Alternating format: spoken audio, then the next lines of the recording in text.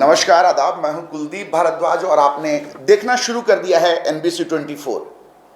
एक बार फिर हम आपके सामने मुखातिब हैं। शीर्षक वही है, बदनामी का बम और बिहार का राज भवन। आखिर ये शीर्षक हमने क्यों दिया है?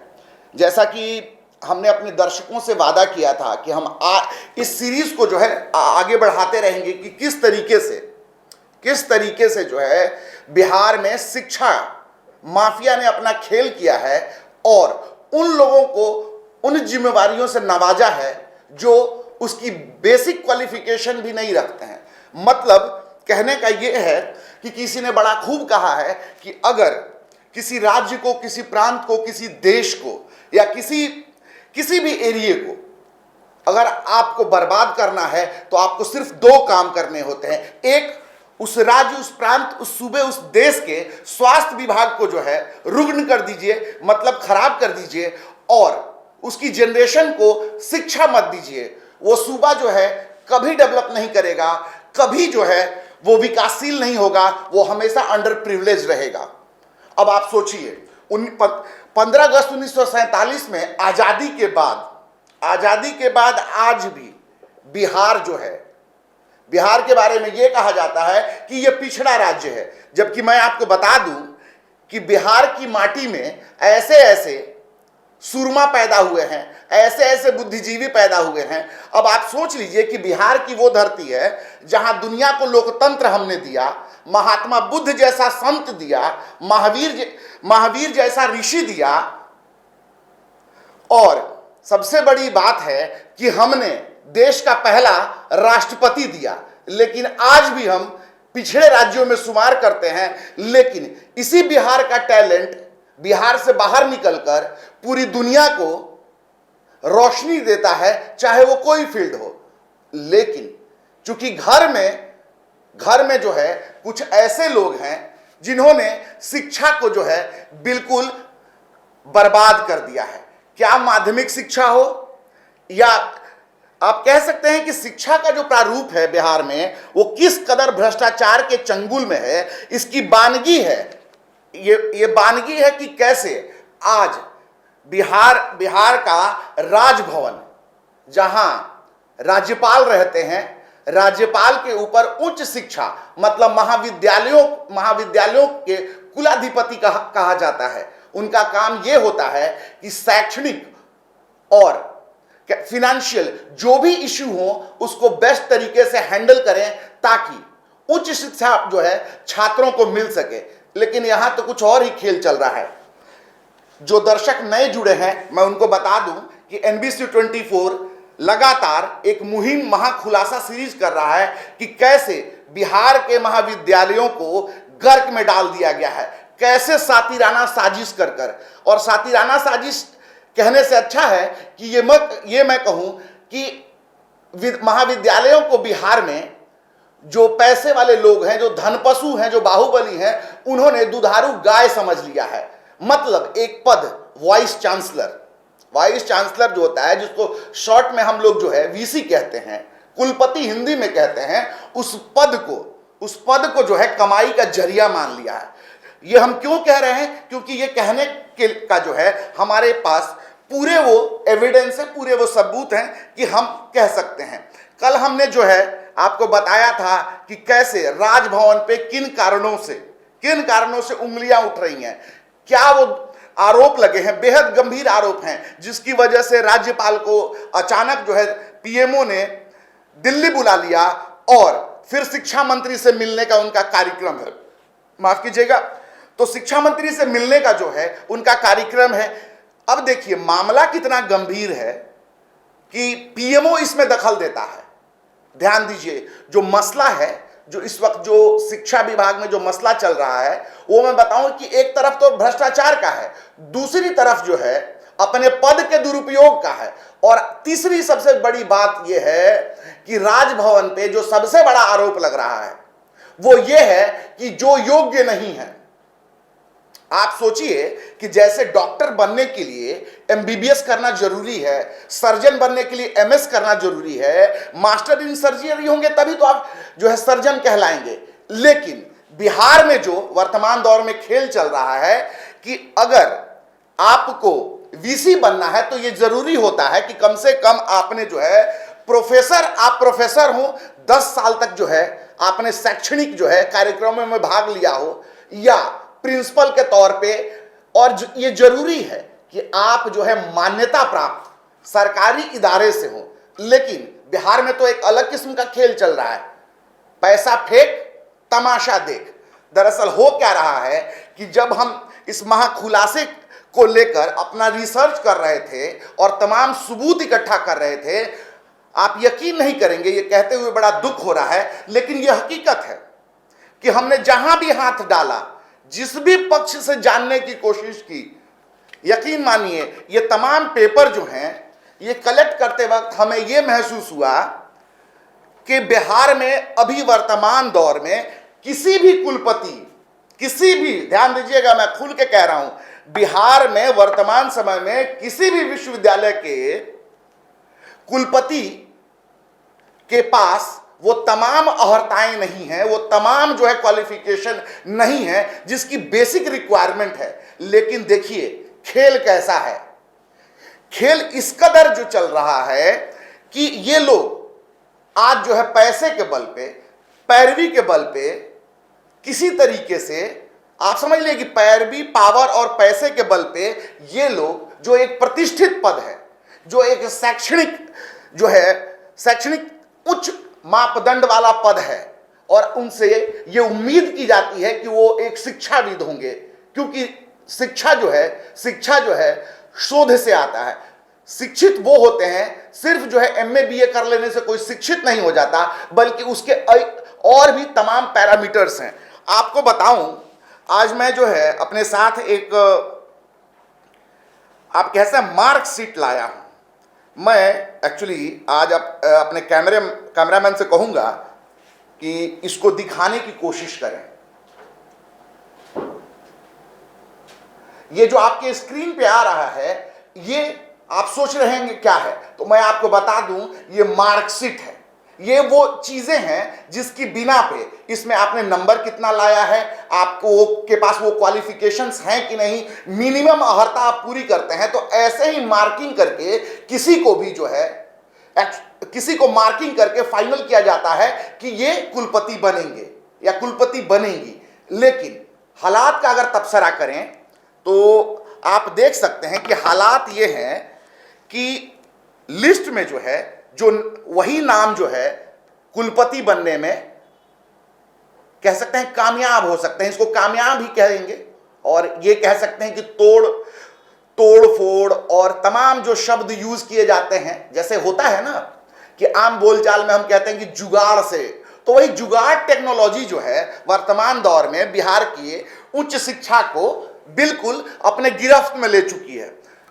दरअसल इन सब कारकर्दगी के पीछे जो सबसे बड़ी चीज है वो मैं आपको बता दूं कि इन तमाम जो है पैरवी और कह सकते हैं जुगाड़ से जो लोग वीसी बने हैं, उन सब का अपॉइंटमेंट करने का अधिकार किसके पास है?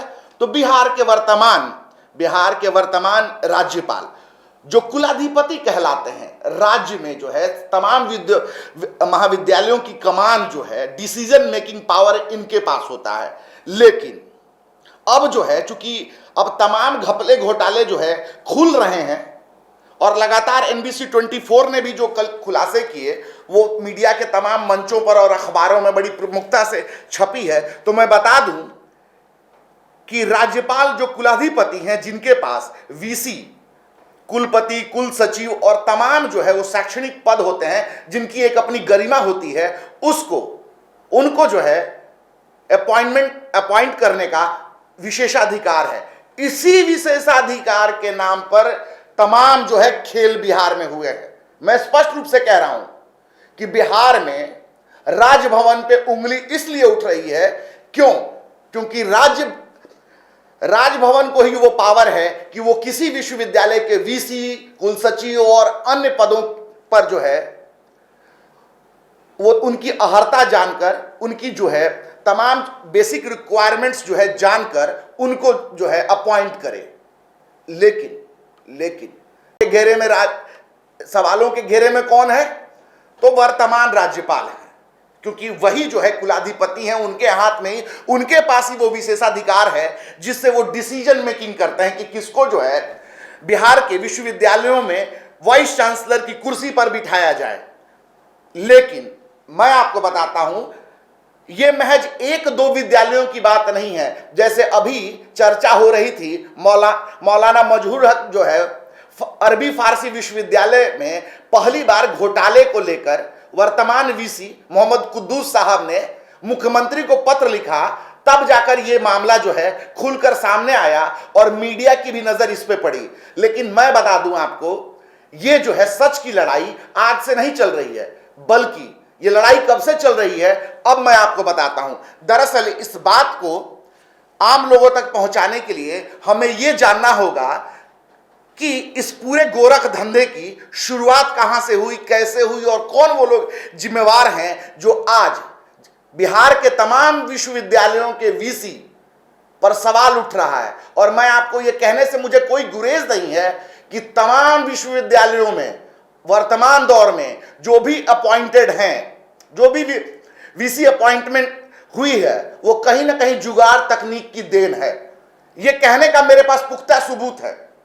ये कागजों के रूप में जो है हमारे पास वो तमाम एविडेंस मौजूद हैं जो आपको, आपकी जो है आंखें खोल देंगे और ये बताने के लिए काफी है कि बिहार में उच्च शिक्षा विभाग में क्या खेल चल रहा है। तो आइए अब एक बात को समझते हैं कि आखिर ये खेल कैसे, क्यों और किस रास्ते से जो है बिहार में इसका प्रवेश हुआ। तो जैसा कि हम सभी जानते हैं कि बिहार में जो है राज्यपाल फागू चौधरी साहब हैं, वर्तमान में ये दिल्ली में हैं, बिहार के राज्यपाल हैं, गवर्नर हैं। ये मूल रूप से उत्तर प्रदेश के आजमगढ़ जिले के मऊ तहसील के घोसी से 6 बार विधायक रह चुके हैं। यहां तक आप तमाम जानकारी कल हम अपने दर्शकों को बताई। अब उसके बाद की बात करते हैं। दरअसल हुआ क्या कि सियासी तौर पे भाजपा ने जो है जब यह तय किया कि एक चेहरे को, अब चूंकि सियासत में बहुत सारी मजबूरियां होती हैं, जातीय समीकरण होता है, उसको साधने की जरूरत होती है। तो जब लालजी टंडन बिहार के राज्यपाल थे और उनको कहीं और तबादला जब उनका किया गया, तो इस पोस्ट के लिए बिहार में जो है चुनाव होने थे और इन तमाम समीकरणों को साधने के लिए भाजपा ने क्या किया, केंद्र में नित जो बीजेपी सरकार ने एक फैसला लिया कि चूंकि देखिए फागू चौहान साहब जिस इलाके से आते हैं वो इलाका जो है बेसिकली पूर्वांचल कहलाता है और पूर्वांचल का एरिया जो है बिहार से सटा हुआ है। और चूंकि देखिए जातीय समीकरण की बात हो रही है तो इन शब्दों को कहने में मुझे कोई गुरेज नहीं है क्योंकि ये आम बोलचाल की भाषा में है। देखिए जिस इलाके से, ये जिस विधानसभा सीट से इन्होंने 6 बार नेतृत्व किया, ये बात अलग है कि इन्होंने सियासत जो है निर्दलीय शुरू की, फिर ये बसपा में गए, भाजपा में गए, इस तरीके से करते करते ये जो है 6 बार वहां से जीते।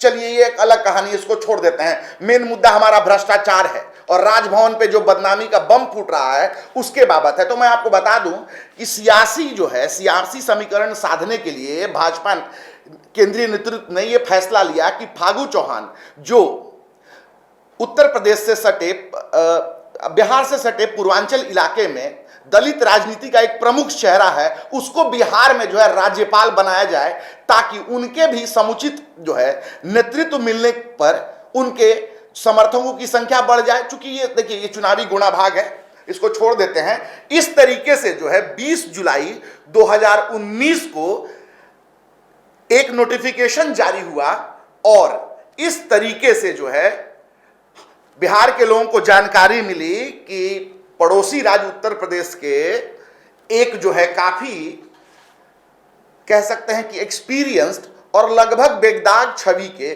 फागू चौहान साहब को बिहार में राज्यपाल नियुक्त किया जाता है। अब चूंकि राज्यपाल नियुक्त कर दिए गए तो राज्यपाल का पोस्ट जो होता है वो दलीय मर्यादाओं से ऊपर उठ के होता है। कहते तो ऐसा है, ये बात अलग है कि कैसे क्या होता है, ये सर्वविदित है। लेकिन मैं आपको बताऊं कि चूंकि ये किसी लाभ के पद पर या किसी दल विशेष, उन तमाम जो है चीजों से जो है अपने आप को अलहदा करके, चूंकि जब आप गवर्नर बनाए जाते हैं तो आप राज्य के प्रति ये होते हैं, लोकतंत्र की जो कुंजी है उसके प्रति होते हैं, आप किसी दल विशेष या जाति विशेष या समाज विशेष के नहीं होते हैं। आप चूंकि एक राज्य के गवर्नर होते हैं और केंद्र के नुमाइंदे होते हैं, तो आप जो है, इन्होंने क्या किया, जैसे ही इनको राज्यपाल बनाने की जो है घोषणा की गई, ये घोसी से विधायक थे, छठी बार जीते थे भारतीय जनता पार्टी के टिकट पे, इन्होंने रेजिग्नेशन दे दिया। रेजिग्नेशन देने के बाद जो है उपचुनाव हुआ और वो तमाम चीजें कल हम लोगों ने जो है डिस्कस किया है। आप चाहें तो कल हमारे वेबसाइट पर जाकर वो लिंक देख सकते हैं। तो इस तरीके से जो है 29 जुलाई 2019 को फागू चौहान साहब ने शपथ लिया और बिहार के 40वें राज्यपाल के तौर पर कमान संभाल ली। यहां तक स्पष्ट है, यहां तक आप समझ गए कि 40वें राज्यपाल के तौर पे फागू चौहान साहब ने बिहार की कमान संभाल ली। अब बात इसके आगे के करते हैं। दरअसल मौजूदा वक्त में जो सबसे बड़ा आरोप राजभवन पे लग रहा है वो ये है कि काफी घपले घोटाले हुए हैं। चूंकि शैक्षणिक जो भर्तियां हुई हैं उसमें कहीं ना कहीं घालमेल है।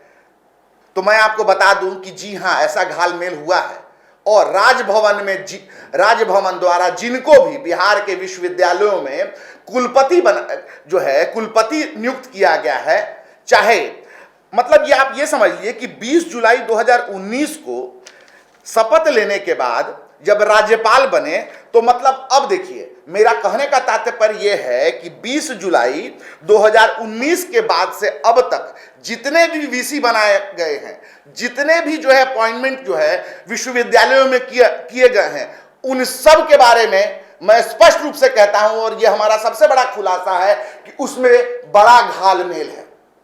जी हां, आप सही सुन रहे हैं। अब बिहार सरकार को ये चाहिए और केंद्र सरकार को ये चाहिए कि वो डे वन से 20 जुलाई 2019 जब बिहार की कमान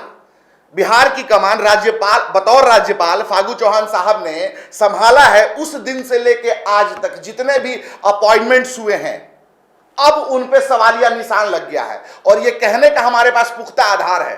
दरअसल है क्या, अब देखिए, जो हमारे पास कागजों का पुलिंदा है उसको लेकर मैं बता दूं कि हमने जो है अपना जो पोस्टर जो है लोगों से साझा किया था और हमने बताया था कि आज जो हम खुलासा करेंगे उसमें कुछ नामों का हम लोगों ने वर्णन किया था। हमने स्पष्ट रूप से कहा था कि बदनामी का बम और बिहार का राजभवन जो है वो कैसे आज हिले हुए हैं, इसके पीछे इसमें जो है सिंह साहब हैं, श्रीवास्तव साहब हैं, झा साहब हैं, पांडे साहब हैं, वो तमाम लोग हैं, अहमद साहब हैं, ये तमाम लोग हैं। मैं बताऊं कि वर्तमान दौर में जो सबसे चर्चित शख्सियत है, जो एक वक्त में 4 जो है विश्वविद्यालयों की कमान जो है संभाल चुके हैं प्रभारी के तौर पे, सत्येंद्र प्रताप सिंह, ये शख्स जो हैं, मैं बता दूं कि ये अभी कुलपति हैं मिथिला विश्वविद्यालय में।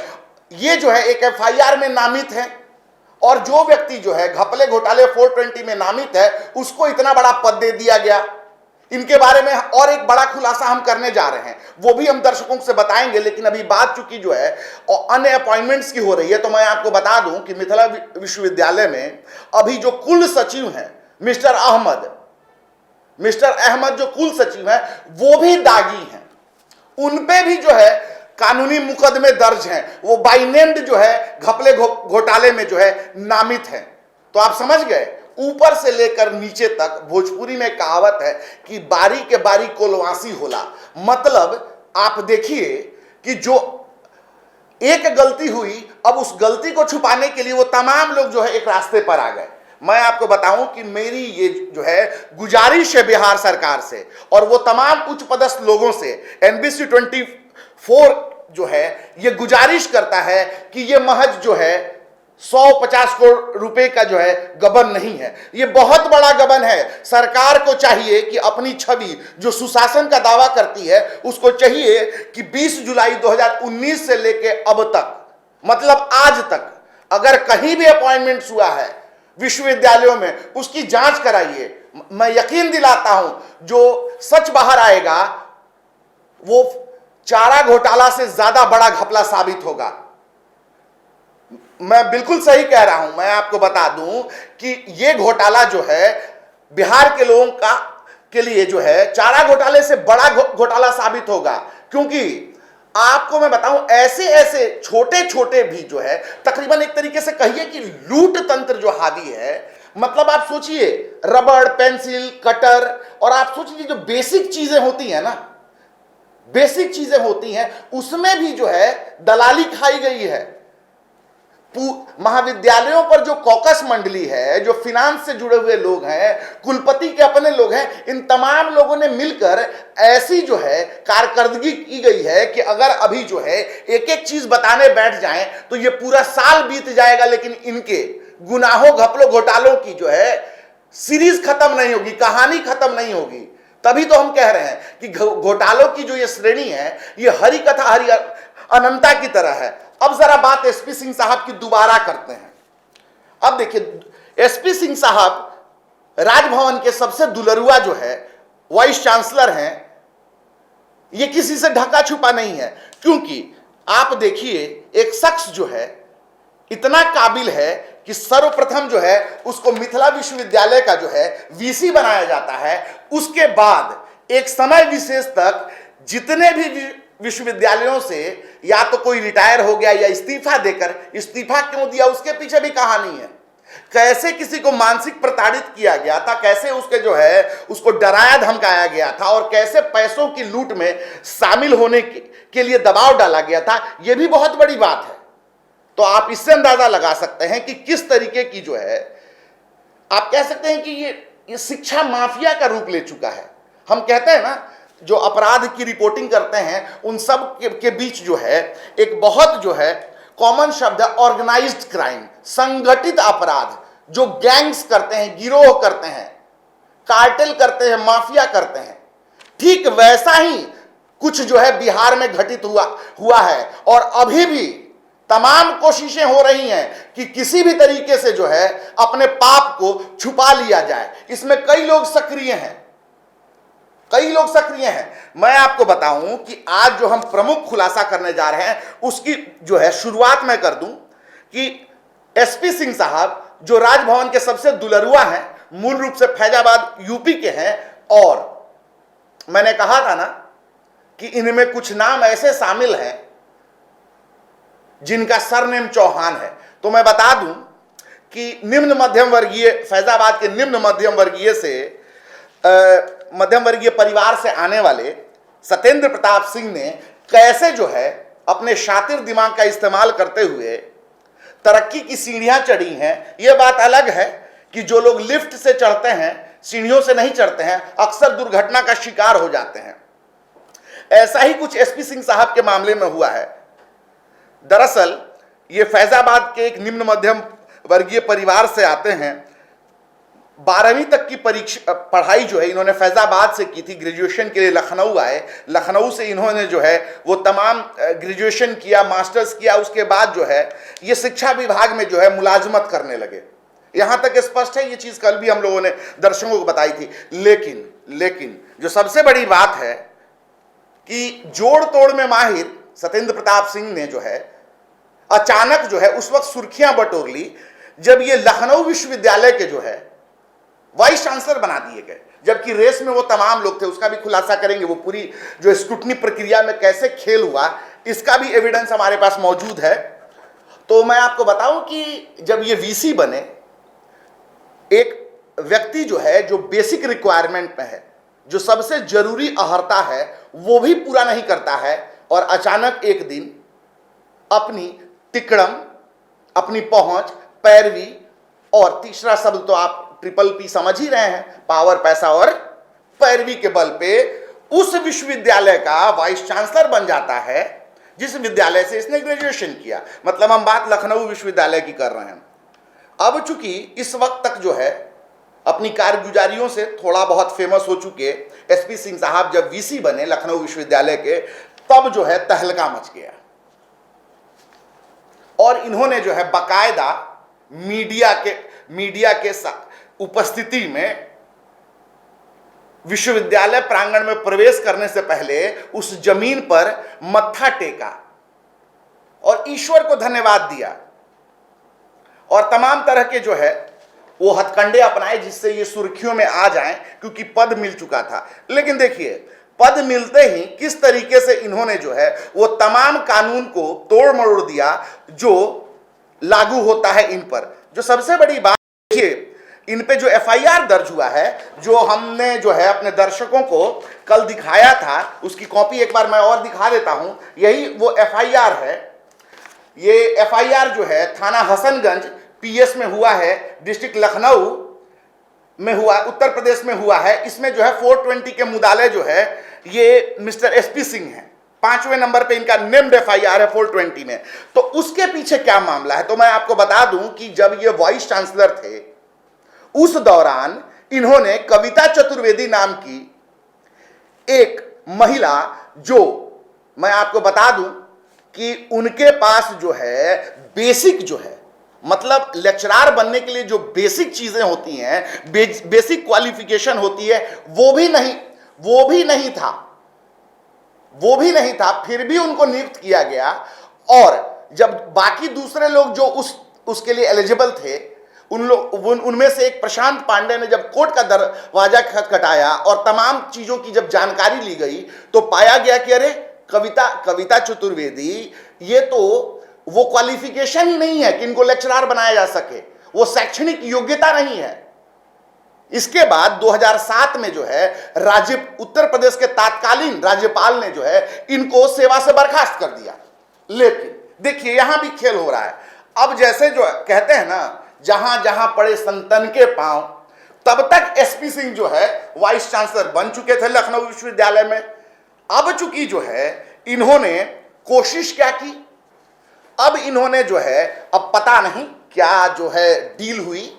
डील इसलिए कहेंगे क्योंकि देखिए, ये आखिर जो है जो बेसिक अहर्ता नहीं होने के बाद भी कविता चतुर्वेदी को दोबारा रीइंस्टेट करने के लिए, लेक्चरार बनाने के लिए जो टेंट्रम शुरू किया गया, उसके बाद एक बार फिर जो है मामला जो है उल्टा पड़ गया।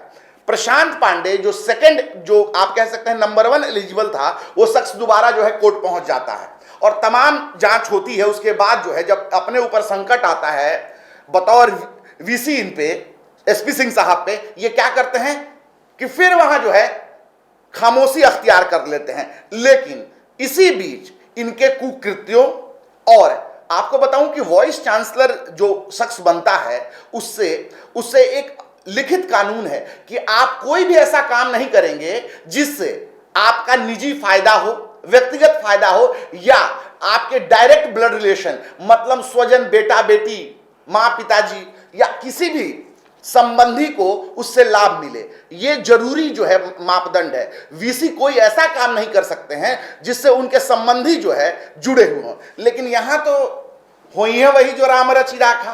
तो यहां तो कहावत ये हो गई ना, रामायण में हमने पढ़ा है कि हो ही है वही जो राम रचि राखा, मतलब मर्यादा पुरुषोत्तम राम जो चाहेंगे वही होगा। लेकिन विश्वविद्यालयों में, वो बिहार के हों, यूपी के हों या कहीं के हों, मैं आपको बताऊं, हो ही है वही जो वाइस चांसलर ने चाहा।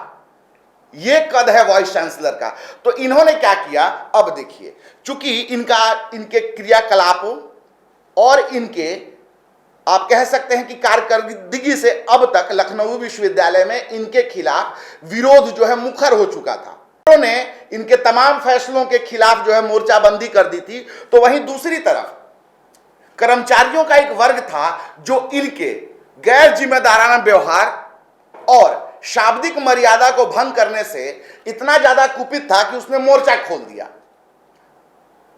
अब जो है पहली बार जो है इनकी, आप कह सकते हैं ना कि वीसी जो है, इनका जो डिक्टेटरशिप था उसके खिलाफ जो है छात्रों का दल और कर्मचारियों का दल एक मंच पर आकर इनका विरोध करने लगा। इसी बीच जो है एक सबसे बड़ा कांड इन्होंने किया कि बतौर वीसी रहते हुए, जबकि स्पष्ट रूप से लिखा हुआ है कि विश्वविद्यालय के किसी भी तरीके से आप अपने परिजनों को लाभ नहीं पहुंचा सकते हैं, लेकिन इन्होंने क्या किया, चूंकि कर्मचारियों से पेंशन विवाद चल रहा था, लखनऊ विश्वविद्यालय के जो रिटायर कर्मचारी थे और महाविद्यालय प्रशासन के बीच एक विवाद चल रहा था जिसको पेंशन विवाद के नाम से जानते हैं।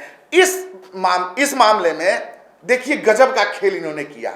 इन्होंने कैसे जो है वाइस चांसलर जैसे जिम्मेवार पद पर रहते हुए महाविद्यालय के नियमों को लात मारते हुए, बिल्कुल यही कहा जाएगा कि इन सब चीजों से अवगत होते हुए भी इन्होंने क्या किया कि अपने बेटे, जी हां आप सही सुन रहे हैं, एसपी सिंह साहब ने अपने बेटे विकास विक्रम सिंह को उसके ही एक साथी के साथ पेंशन विवाद में लखनऊ विश्वविद्यालय की तरफ से सॉलिसिटर नियुक्त कर दिया। तो आप समझ रहे हैं, देखिए अपने पद का इन्होंने कैसे दुरुपयोग किया, कैसे नियम कानून को जो है ठोकर मारते हुए अपने पुत्र को जो वकील हैं उनको हायर कर लिया विश्वविद्यालय का केस लड़ने के लिए। पेंशन विवाद में लखनऊ विश्वविद्यालय को जो है कोर्ट में रिप्रेजेंट करने के लिए। मतलब साफ है कि इनकी मंशा जो है शुरू से जो है ये निकेन प्रकेण धनराशि है। धनराशि क्यों है आप समझ सकते हैं, जबकि स्पष्ट रूप से जो है महाविद्यालय के मैनुअल में लिखा है कि आप जो है अपने किसी परिजन सगे संबंधी को किसी भी प्रकार का लाभ नहीं पहुंचा सकते हैं। तो आप देखिए इन्होंने अपने सगे बेटे को, जिसका नाम विकास विक्रम सिंह है, जो पेशे से जो है वकालत के पेशे में है, उनको जो है लखनऊ विश्वविद्यालय की तरफ से पेंशन विवाद में सॉलिसिटर बना लिया। ये खुल्लम खुल्ला उल्लंघन है। इसी बीच इनके कुकृत्यों और कारकर्दगी के खिलाफ जब माहौल बनने लगता है तो यहां से ये रुखसत हो जाते हैं। आज भी लखनऊ विश्वविद्यालय में इनके चर्चे आम हैं और इन्होंने क्या क्या गुल खिलाए हैं ये आप जो है किसी उस दौर के जो है छात्र से या महाविद्यालय की राजनीति से, शिक्षक राजनीति से हो, स्टाफ राजनीति से हो या छात्र राजनीति से, उस दौर के लोगों से आप बात करेंगे तो आप समझ जाएंगे कि मीठे बोल बड़े अनमोल। समझ रहे हैं आप, मीठे बोल बड़े अनमोल। चूंकि ये निकेन प्रकेण आप जो है कुर्सी पा लेते हैं, उसके बाद अपना खेल शुरू कर देते हैं। अब आइए, ये शख्स जो है अपने, चूंकि ये रहते कहां हैं, तो एसपी सिंह साहब जो है रहते हैं लखनऊ के गोमती नगर में। हमने अपना पोस्टर जब जारी किया था आज के खुलासे के बाबत, तो हमने कहा था ना लखनऊ वाला मकान। जी हां बिल्कुल आप सही सुन रहे हैं। एक्चुअली क्या है कि अभी वर्तमान जो राज्यपाल हैं उनके मझले बेटे, जिनका नाम हम लगातार आपको बता रहे हैं, रामविलास चौहान, जिनकी सियासी मंशा है, वो भी उसी गोमती नगर में उनका निजी आवास है, जहां वर्तमान में भी अभी वही गोमती नगर में रह रहे हैं। और मैं आपको बताऊं कि न केवल गोमती नगर में ये रहते हैं, बल्कि आपको स्पष्ट रूप से मैं बताऊं कि वहां कौन कौन रहते हैं जो इस पूरे मामले में जो है लगातार उनका नाम उछल रहा है, वो लोग हैं। मतलब अब आप जो है लिंक कर सकते हैं कि बदनामी का बम और बिहार का राजभवन का लिंक लखनऊ से किस तरीके से बैठ रहा है, समझ रहे हैं आप। तो आप अब बात आगे करते हैं।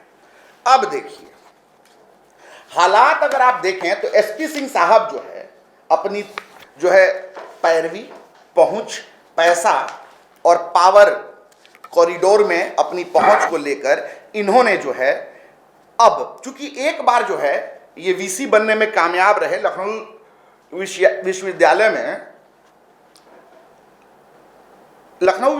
में चूंकि वीसी बन चुके थे और उस पद की हनक, उस पद की महत्ता और उस पद से के क्या अधिकार हैं और कैसे उसमें मलाई काटी जा सकती है, इससे पूरी तरीके से अवगत हो चुके थे।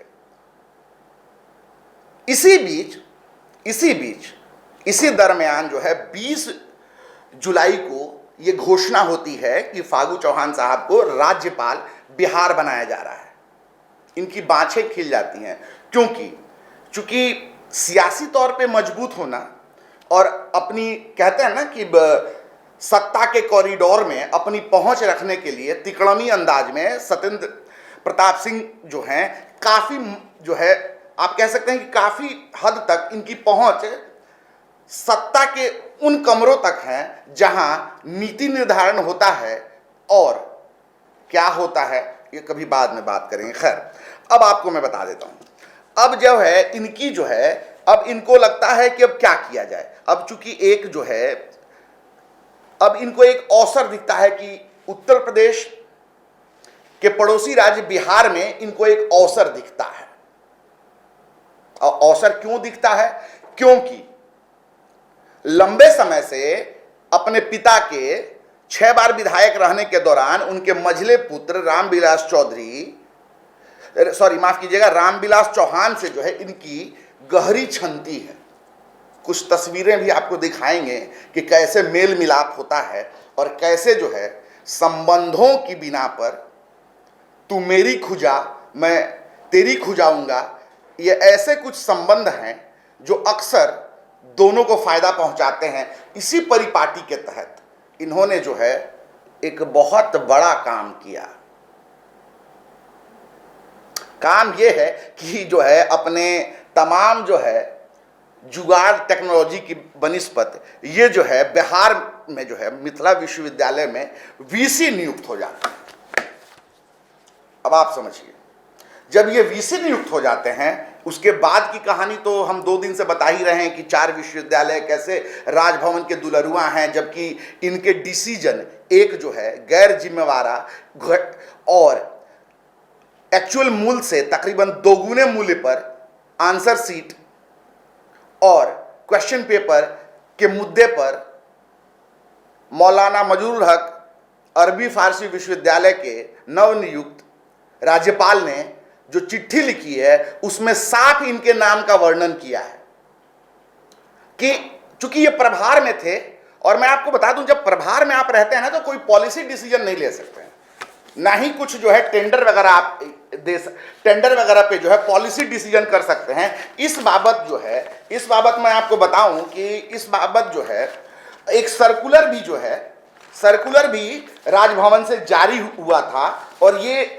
स्पष्ट किया गया था कि प्रभारी वीसी जो हैं ये जो है कोई पॉलिसी डिसीजन नहीं करेंगे। साथ ही ये भी बताया गया था और ये लेटर जो है तमाम जो है प्रभारी वीसीज को दिया गया था। मतलब जो भी लोग इसमें जो है प्रभार में थे उन वीसीज को स्पष्ट कर दिया गया था कि देखिए आप कोई पॉलिसी मेकिंग नहीं कर सकते हैं, कोई अपॉइंटमेंट नहीं कर सकते हैं, आप जो है किसी टेंडर को जो है पास नहीं कर सकते हैं। लेकिन चूंकि सैया भय कोतवाल तो डर काहे का, तमाम नियमों को ताखे पर रखकर धड़ाधड़ जो है फैसले न केवल लिए गए बल्कि मोटी कमाई भी की गई है। इसका अंदाजा आप इस बात से लगा सकते हैं कि मगध विश्वविद्यालय के वर्तमान चूंकि अभी उनका सस्पेंशन नहीं हुआ है, लेकिन चूंकि जो है आर्थिक अपराध शाखा की विशेष इकाई ने जो है उनके, चूंकि वो मूल रूप से गोरखपुर के हैं और मगध जो विश्वविद्यालय के जब वो वीसी थे तो गया में जो है एक अच्छा घर था, चूंकि प्रतिष्ठित पद है। खैर, ये बात की बात है।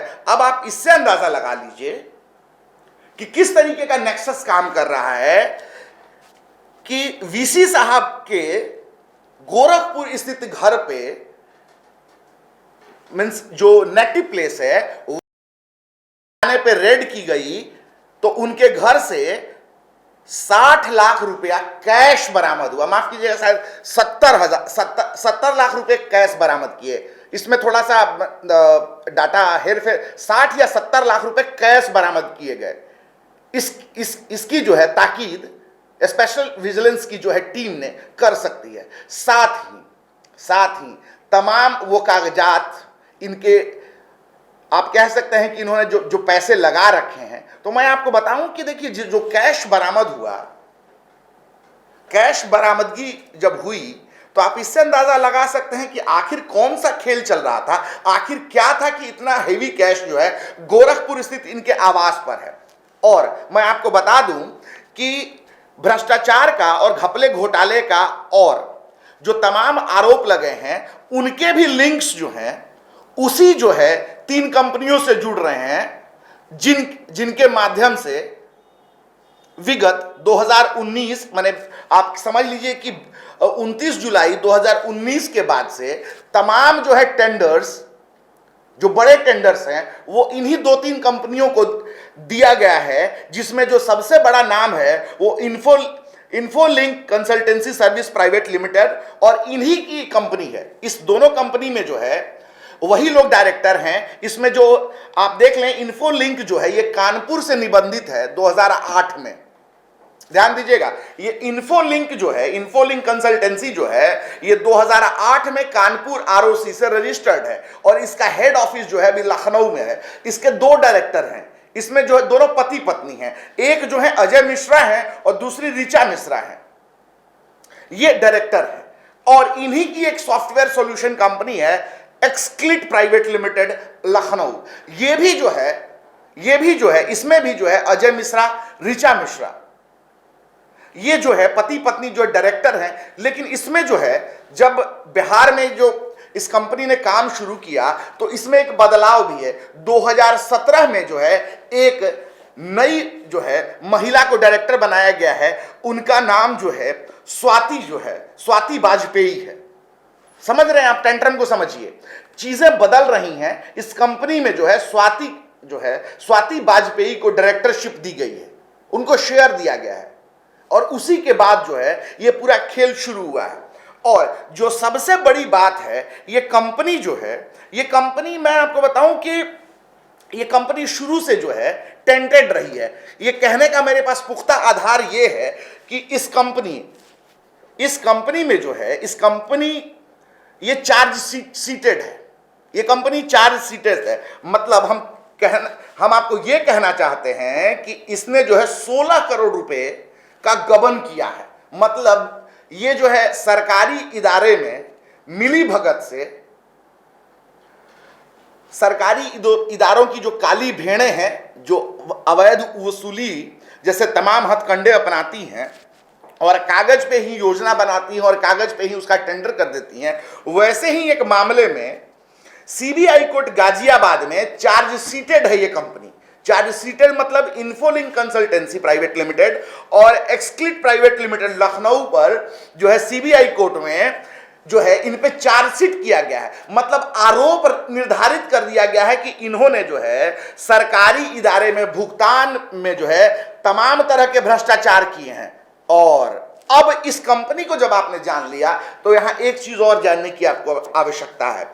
लगातार एनबीसी जो है पूरी जिम्मेवारी से इस बात को कह रहा है कि भैया जी जो है, ये जो शब्द है ध्यान दीजिएगा, भैया जी का बड़ा योगदान है।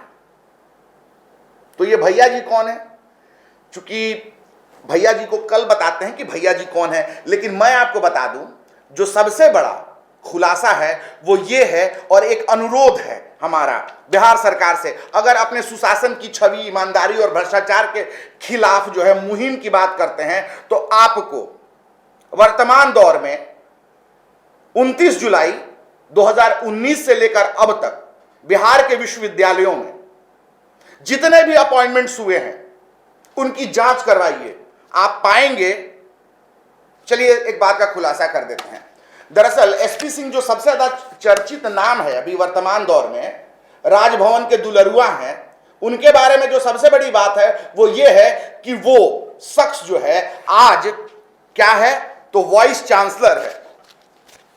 वाइस चांसलर बनने के लिए जो सबसे जरूरी अहर्ता है कि कम से कम आप जो है 10 सालों तक प्रोफेसर के तौर पे आपने काम किया हो।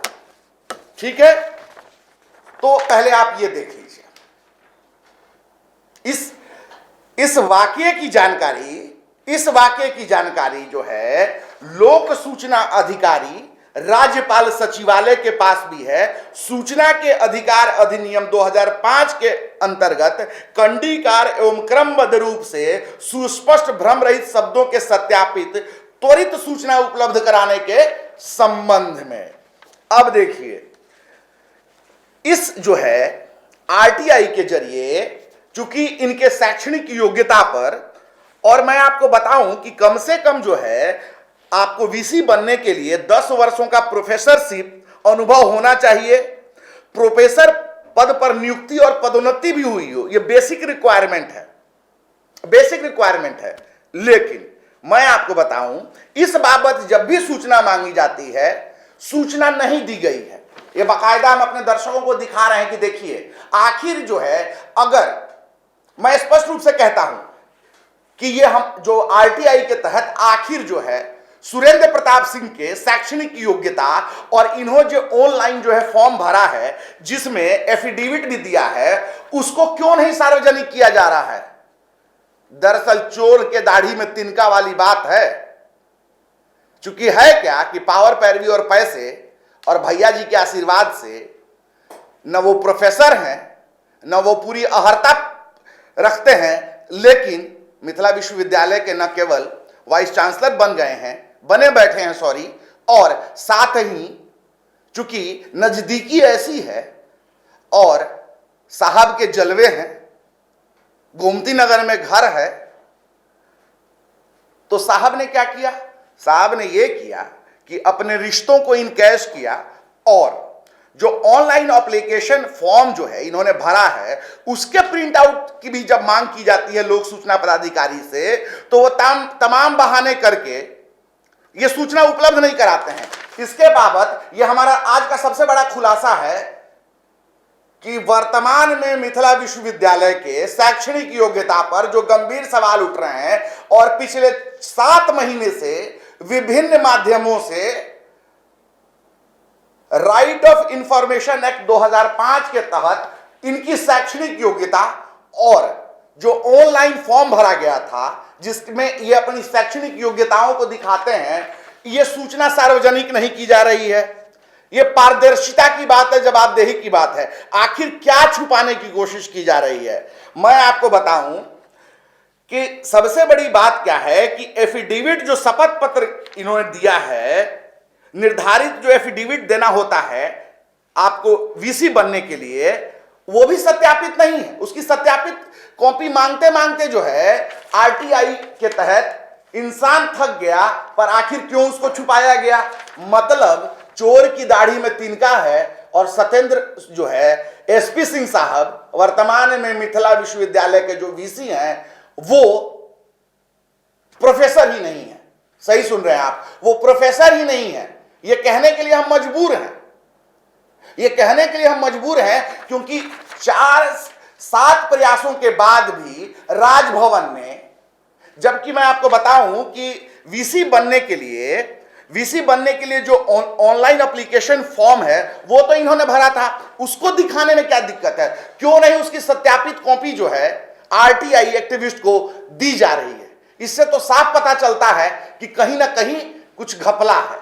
समझ रहे हैं आप? दुलरुआ यूं ही नहीं है। गोमती नगर में घर है, और गोमती नगर में कौन रहता है? तो वर्तमान राज्यपाल के बेटे रामविलास चौहान वहीं रहते हैं, वहीं से अपनी जो है सियासी, और छोड़िए आप जो नाम देना चाहें, अपनी सियासी गतिविधियों को अंजाम देते हैं। अंजाम क्या देते हैं? दरअसल है क्या कि चूंकि आज हमने ये बता दिया कि एसपी सिंह साहब की कारकर्दगी के बारे में, कैसे ये डेंटेड रहे हैं। मैं आपको बताऊं कि इसमें जो सबसे बड़ी बात है कि हर वो शख्स जो है 29 जुलाई 2019 के बाद वीसी बना है, उसके रहबरी पे सवाल है, उसकी योग्यता पे सवाल है, उसके शैक्षणिक योग्यता पे सवाल है। इसलिए है क्योंकि लगातार आरोप लग रहे हैं, और इन तमाम चीजों के बारे में जो है, तमाम चीजों के बारे में देश के प्रधानमंत्री, राष्ट्रपति, शिक्षा मंत्री और उन तमाम सरकारी इदारों में लेटर्स जो है भेजे गए हैं। लेकिन ये लेटर्स कहां दब जाते हैं, इसकी जांच तक नहीं की जाती है। आखिर क्यों? और सबसे बड़ी बात क्या है कि आप सोचिए कि ये मंडली, ये जो सिंडिकेट चल रहा है, जो शिक्षा माफिया का सिंडिकेट चल रहा है, उसमें जब गबन का आरोप मगध विश्वविद्यालय के वर्तमान ही कहेंगे, क्योंकि अभी छुट्टी पर है, उनको हटाया नहीं गया है या निलंबित नहीं किया गया है, तो वर्तमान ही कहेंगे, अभी वो छुट्टी पर है 1 महीने की, अपने गृह जिले गोरखपुर में है, सुरेंद्र प्रसाद जी। तो उनके बारे में बता दूं, जब इन पे जो है तमाम घपले, घोटालों और पद के दुरुपयोग के बाबत तमाम शिकायतें हुई, तो इसको जांच करने के लिए जो कमेटी बनाई गई, अब देखिए हंसी आती है। इसलिए हंसी आती है क्योंकि बचपन से हम सुनते आए हैं कि चोर चोर मौसेरे भाई। अब एक चोर जो है वो दूसरे चोर को चोर कहेगा क्या? ये चूंकि मैंने एक मुहावरा दिया है, हम किसी को चोर नहीं कह रहे हैं, लेकिन समझने वाले लोग समझ जाते हैं। अब देखिए, दूध की रखवाली का जो है जिम्मा बिल्ली को देंगे तो क्या होगा? वही होगा कि बर्तन खाली होगा। तो अब देखिए, घपले घोटाले के आरोपी जो हैं मगध विश्वविद्यालय के कुलपति पे लगता है, और उनके जो है उन पे लगे आरोपों की जांच की जिम्मेवारी 2 लोगों की कमेटी द्वारा करने की ख्वाहिश जो है बना दी जाती है। उसमें शामिल कौन कौन है? तो उसमें एक साहब हैं सुरेंद्र प्रताप सिंह, अगेन वही राजभवन के दुलरुआ वीसी और दागदार छवि के अलंबदार कह सकते हैं, यहां चलिए शब्द आपके होने चाहिए। और दूसरे जो शख्स हैं वो कौन है, वो जान के तो आप जो है खुद जो है हंस पड़ेंगे। दरअसल ये जनाब हैं हनुमंत पांडे जी। इनके ऊपर जो है लंबे समय से मुजफ्फरपुर में जमे हैं और लंबे समय से इन पे जो है तमाम जो है आरोप लगते हैं। इन पे तो अति गंभीर आरोप लगे हुए हैं, इसका भी खुलासा हम करेंगे। हमारी ये मुहिम जारी रहेगी। आज जो हमने आपको बताया, अगर किसी शख्स को इससे रिलेटेड कोई भी डॉक्यूमेंट चाहिए तो वो आप हमारे वेबसाइट्स पे देख सकते हैं, या फिर अगर आप पर्सनली लेना चाहें तो हम इसकी कॉपी आपको दे सकते हैं। और हम अपने खुलासे पे अडिग हैं। किसी भी सरकारी इदारे को हम ये खुला जो है न्योता देते हैं कि हमारे पास जो डॉक्यूमेंट्स हैं उसको आकर ये जांच कर सकते हैं। और मैं आपको बताऊं कि इसमें जो है सिर्फ राजभवन ही नहीं, बिहार सरकार के भी लोग जो है उच्च पदस्थ लोग शामिल हैं। ये कहने का हमारे पास जो है पूरा अधिकार है और हम मजबूर हैं, क्योंकि पिछले 1.5 साल से कंटिन्यू पत्र लिखे गए हैं, एक एक चीज जो है बताई गई है। मतलब आप सोचिए कि बच्चे को जैसे पढ़ाया जाता है क से कौआ और ख से खरगोश, उस तरीके से हर मामले को किरचे मतलब आप ये समझिए कि आप अपने जो है जिस विश्वविद्यालय के जो है आप वीसी हैं उसी के आवास में मौजूद हैं और टीएडीए जो है आप ले रहे हैं। माने ऐसी छोटी जो है, अब इसको छोटी ही कहेंगे ना, जब 16 करोड़ और 20 करोड़ का खेल हो रहा है तो 1 लाख रुपया ट्रेवल अलाउंस ले लेना और दिल्ली के एक पब्लिशर से ही ये तमाम बिहार के विश्वविद्यालयों को किताब सप्लाई होता है इंडिका पब्लिकेशन से, क्यों? दरअसल ये सब जो है लखनऊ लॉबी है। अब ये जो है मैं आपको बताऊं कि ये कहने में कोई गुरेज नहीं है कि बिहार को जो है बड़ा, इन दिनों जानते हैं कभी कभी क्या होता है कि जब आप ये होते हैं तो कोई गाना गुनगुनाने का मन करता है। तो इन दिनों जो है एक बड़ा पंजाबी गाना है जो शायद मैं वो अल्फाज ना दोहरा सकूं, लेकिन उसके बोल बड़े अच्छे हैं। लूट लिया रे लूट लिया, तैनू मुझको लूट लिया। ये पंजाबी फोक सॉन्ग है, काफी बजता है और यंग लोग इसको सुनते हैं।